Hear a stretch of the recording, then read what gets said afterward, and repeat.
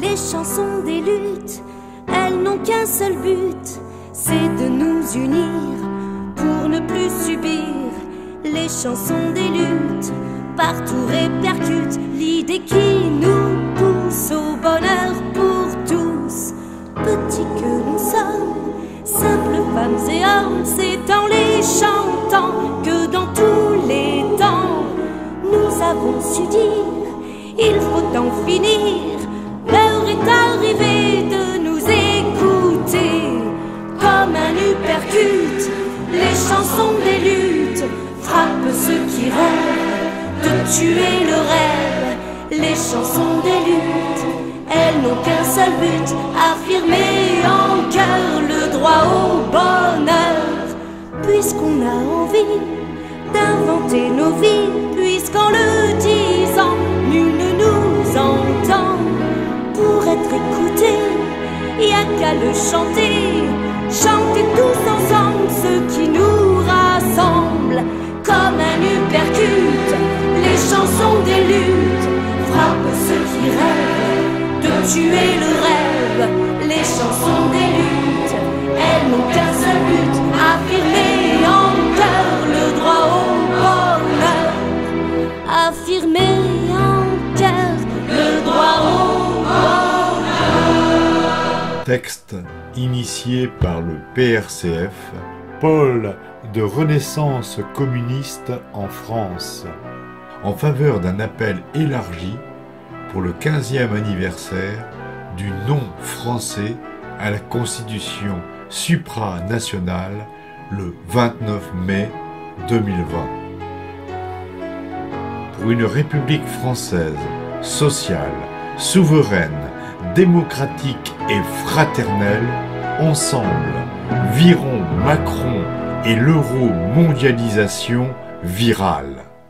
Chers concitoyennes, concitoyens, compatriotes, amis et camarades, l'énorme crise dite du coronavirus inflige à la France, à l'Europe et au monde une situation suffocante où l'anxiété de masse et le délabrement organisé du système hospitalier la dispute aux pires entreprises antisociales et liberticides. Ni le régime Macron, qui a longtemps minimisé la pandémie, qui a détourné un conseil des ministres dédié à la crise sanitaire pour braquer le 49.3 contre nos retraites solidaires, et qui exploite l'état de choc sanitaire pour pulvériser ce qui reste du code du travail, ni le MEDEF, qui n'a eu de cesse d'assurer la continuité de ses profits en forçant au travail des centaines de milliers d'ouvriers et d'employés au péril de leur vie, ni les Blanquer, Buzyn, Pénicaud et autres tyrannos incompétents et irresponsables ne sont clairement plus, s'ils l'ont jamais été, des interlocuteurs possibles et légitimes dont on ne sait quel dérisoire dialogue social et républicain. C'est également déshonorer cet UE de mort qui n'a pas bougé un doigt pour secourir l'Italie dévastée, dont plusieurs dirigeants principaux, Allemagne, Pays-Bas, Suède, ont joué la carte inhumaine de l'immunité de groupe, en clair, le laisser-faire, laisser crever, dont les recommandations à la France ont tragiquement affaibli les services publics et dont la seule préoccupation, par la voix d'Ursula von der Leyen, aura été de sauver à tout prix la mortifère, l'économie de marché ouverte sur le monde où la concurrence est libre et non faussée, gravée dans le traité de Maastricht. Non seulement l'UE n'est pas une protection contre la virale mondialisation néolibérale, mais elle en est une des déclinaisons les plus brutales au détriment des travailleurs, de la santé publique et de la vie. Comment oublier que cette Europe, soi-disant à l'avant-garde de la modernité qui est le foyer le plus virulent de la pandémie, et que, suprême paradoxe, ce sont la République de Cuba et le Venezuela bolivarien pourtant affamés par le blocus et par les sanctions euro-atlantiques qui ont envoyé sans contrepartie des médecins et des médicaments à la Lombardie accablée. Dans ces conditions, qui ne comprend les millions de travailleurs et de citoyens qui, tout en faisant corps avec les soignants et en respectant scrupuleusement les mesures barrières, serrent les poings, refusent l'union sacrée derrière un gouvernement criminellement incapable et se promettent bien au lendemain du pic épidémique de demander durement des comptes à la trinité maléfique que compose le régime Macron, les oligarques du 440 et la dictatoriale UE, uniquement préoccupés de réduire sans fin les dépenses sociales et la souveraineté des pays membres.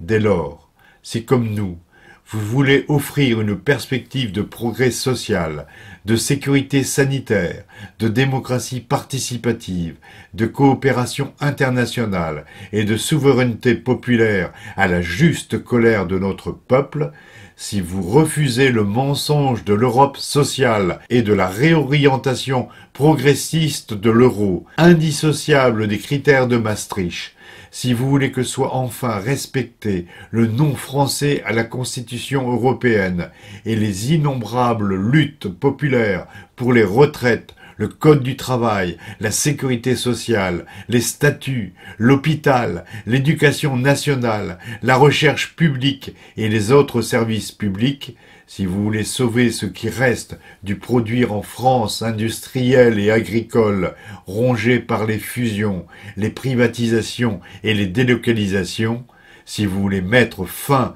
à la tutelle belliciste de l'OTAN et à l'écocide des traités néolibéraux transatlantiques, si vous voulez en finir avec la prétendue mondialisation heureuse et ses bras armés du FMI et de l'OMC, si vous refusez aussi toute compromission et tout co-affichage avec le RN et ses dérivés, si comme nous, vous associez la solidarité populaire internationale au droit des nations à disposer d'elles-mêmes pour coopérer pacifiquement, nous vous proposons de co-organiser très vite une visioconférence dont l'objet serait le suivant.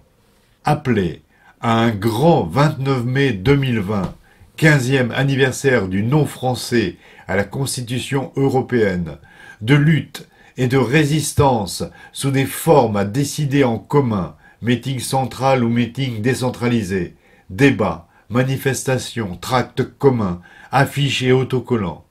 Ce jour-là, tout en exprimant nos différences légitimes, politiques, syndicales, associatives, par nos discours et symboles distinctifs, affaler symboliquement le drapeau clérical et antipopulaire de l'UE, tomber aussi la bannière belliciste de l'OTAN, destituer symboliquement l'actuel et dangereux hôte de l'Élysée, exproprier symboliquement le 440 pour hisser côte à côte, aux accents mêlés de la Marseillaise et de l'Internationale, les deux drapeaux historiques du peuple français en révolution, le drapeau tricolore des soldats de l'an 2 et le drapeau rouge internationaliste des travailleurs. Signifier ainsi nos engagements convergents pour une République française une et indivisible, sociale et laïque, souveraine et démocratique, fraternelle et pacifique, rejetant l'extrême droite raciste, brisant la dictature du MEDEF et remettant en cause l'euro-mondialisation heureuse, l'UE et ses traités de malheur, l'euro, l'OTAN ainsi que le FMI et l'OMC, pour construire des coopérations fraternelles et mutuellement avantageuses entre peuples souverains. Afficher ensemble la perspective d'une société nouvelle faite pour l'être humain, engageant la transition écologique, éliminant les discriminations de toute nature et mettant le monde du travail au centre de la vie nationale, comme y invitait le 15 mars 1944 le Conseil national de la résistance, afin de conduire la France, la République et l'ensemble des citoyens vers de nouveaux jours heureux.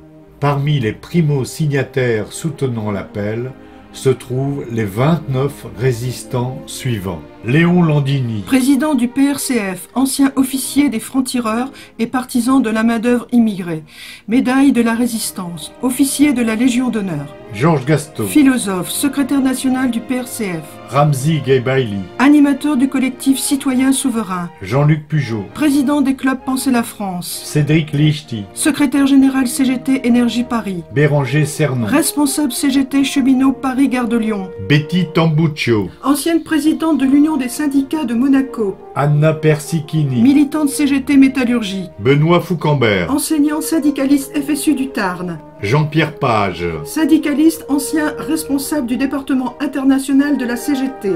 Michael Van, Ancien goudieur. Mourad Lafitte, Documentariste, auteur de Urgence, soigne et tais-toi. Annie Lacroix-Rise, Historienne, professeur émérite à l'université Denis Diderot. Stéphane Sirot, Historien du mouvement ouvrier. Olivier Delorme, Historien et romancier. Bruno Dreski, Universitaire, responsable d'une association mémorielle d'anciens combattants républicains. Daniel Blétrac, Sociologue, écrivain. Bruno Guigue, Enseignant et chercheur en philosophie politique. Paddy Kassem, Agrégé d'histoire, secrétaire national adjoint du PRCF. la compagnie Jolimum, Gilliatt de Stark, Conducteur de bus, responsable des jeunes pour la Renaissance communiste. Arsène Schmitt, Syndicaliste lorrain. François Lepivert, Syndicaliste, confédéré, militant franchement communiste. François Bégodeau, Écrivain, Aurélien Bernier, auteur et journaliste. Yves Vargas, Philosophe et communiste. Loïc Chéniaud, Professeur de philosophie, directeur de l'IHT. Maxime Viva, Écrivain, administrateur du site legrandsoir.info. Charles Beauchamp, Conseiller général du Nord, président du groupe communiste, républicain, citoyen et apparenté. Retrouvez et signez l'appel pour le 29 mai 2020 sur le site Initiative communiste à l'adresse suivante: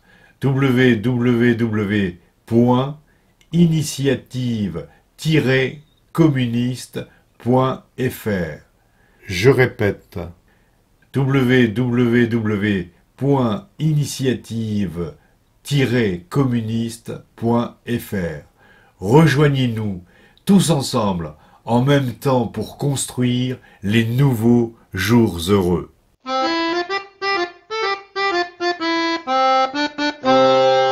Que réclame un républicain? Que réclame un républicain? L'égalité du genre humain. L'égalité du genre humain. Plus de pauvres à genoux. Plus de riches debout.